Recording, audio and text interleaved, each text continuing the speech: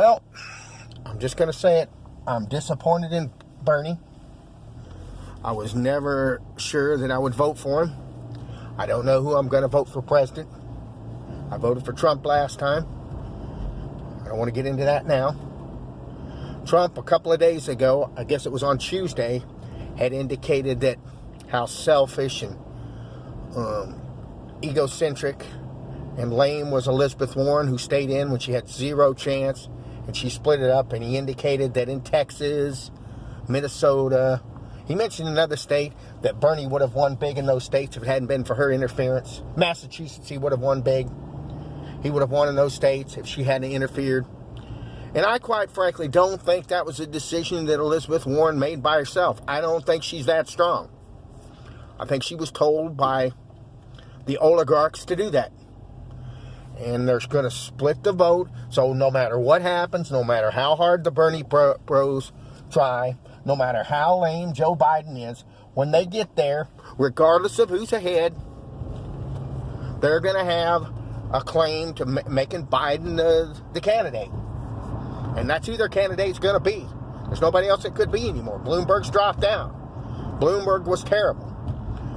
So, Joe's aware of that. And I think Joe's going to fold. Not Joe. I think Bernie will fold. I think he's going to fold up like an accordion. And it looks like the young people have already lost their enthusiasm. They're not voting for him. Looks like he lost them 4 years ago.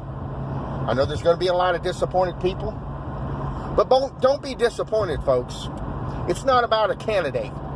It's about you. It's about you being satisfied with your lot in life and working really hard and accomplishing things. And you're not. And it's not your fault. It's not your fault. I mean, like my generation, we grew up in a time when America worked, when there was lots of opportunities, and there's still lots of opportunities because we are in a highly inflationary period. And if you work really hard, you're going to get somewhere in America. Of course, when you get there, you're going to have an overpriced house, an overinflated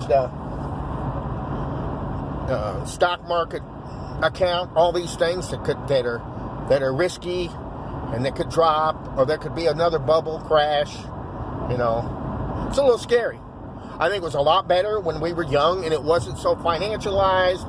We had industry, and that's going to come back. That's going to roll back around.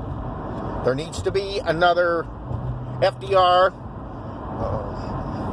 Bernie picked the political revolution language and international language or international communist language when he should have said we need a new deal, we need a Green Deal. He didn't use that language. So I think he intentionally did this, whether he was instructed to do this or not. I don't know. I don't know how sophisticated, how smart they are. But yeah. So there's really no point. When he come out and was talking about Vladimir Putin in the debate, I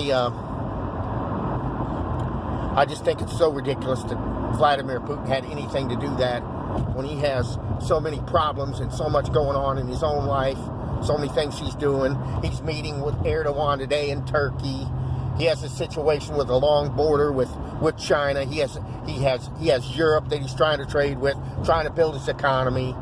He has a lot of problems, and he's going to sit around here and interfere in our elections when our country's been interfering with elections all over the world for years upon years. And I guess we've been winning. We're still winning. We're still the number one country. So whatever.